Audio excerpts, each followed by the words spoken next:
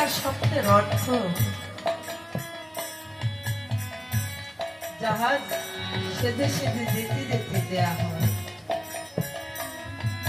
এইবার আমার গৌরাঙ্গ মহাপ্রভু এই কলিযুগে পাবন অবতারে এই কলিহত জীবকে উদ্ধার করবে বলে শ্রীধাম নবদ্বীপে এসেছিলেন হরিনাম আর প্রেম করে। গুরুরূপে ঘরে ঘরে মন্ত্র দিয়ে সদা ফেরে চিত্ত শুদ্ধ করিলেন সবার। গুরুরূপ ধরে জীবের দ্বারে দ্বারে এসে জীবকে ডেকে ডেকে বলছে, হে জীব, হরের নাম হরের নাম হরের নামৈব কেবলম কলম নাস্তিব্য নাস্তিব্য গতিরন্যথা। এই হরি নাম ভিন্ন তোমাদের আর কোনো গতি নাই, গতি নাই, গতি নাই। তাই কৃপা করি করুণা করি বদনে একবার হরিবল বলো। এই হরিবল হবে তোমার একদিন সেই ভবপারের শব্দ। তাই গৌরাঙ্গ মহাপ্রভু নিত্যানন্দকে বললেন, তুমি একবার নগরী যাও, নগরী গিয়ে জগৎদীপকে ডেকে ডেকে বলো, হে জীব,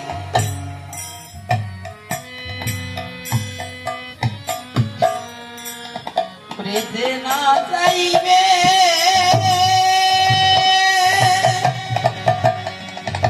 এই হরি নাম নিতে, ও দাদা গো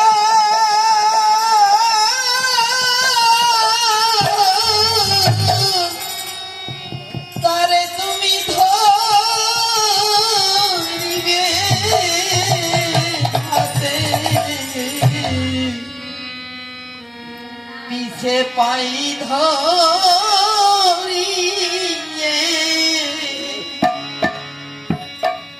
ছেড়ে যেতে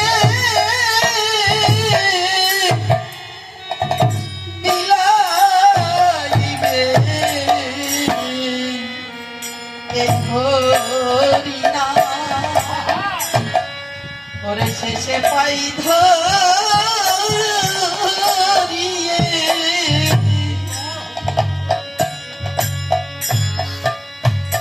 ছেড়ে যেতে বিলাইবে এই হরিনাম পাই ধরিবে।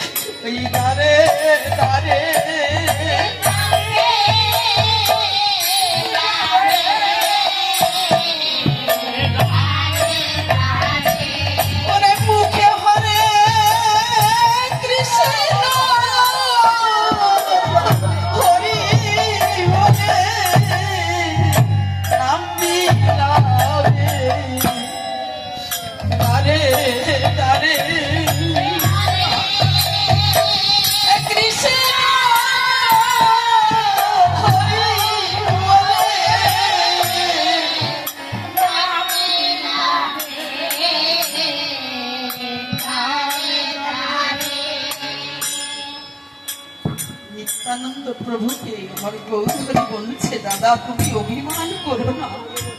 কেন না? এইবার তো আমরা পতিত উদ্ধারের জন্য এসেছি,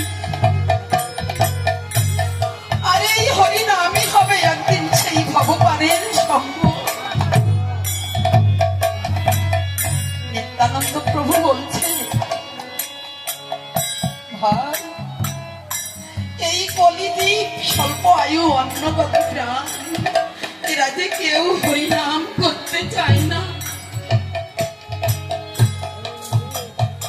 বলছে দাদা গো, হরিনাম যদি নাই করতে চাই আমি কি করব জানো? যখন তোমার কথাই আর শুনবে না, তখন আমি নিজে গিয়ে ওরে আমি ওই ভক্তের ধুলাই দিব, ওরে গড়া হরি